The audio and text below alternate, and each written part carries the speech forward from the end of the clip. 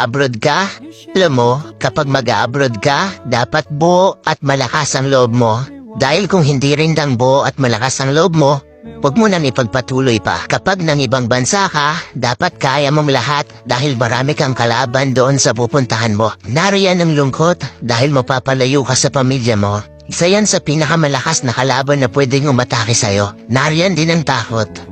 Takot at pagkabalisa kung maayos ba ang lugar na mapupuntahan mo. Maaari ka ring panghinaan ng loob dahil tanging sarili mo lang ang tutulong sa'yo sa oras ng pangangailangan mo. Pwede ka ding ma-depress dahil sa sobrang daming problema na darating sa'yo at lalo na hindi mo pa kasama ang pamilya mo sa tabi mo. Pagkawala ng pag-asa na makakamit mo pa ba ang pangarap mo dahil kulang pa ang panggastos mo kaysa sa sinasahod mo.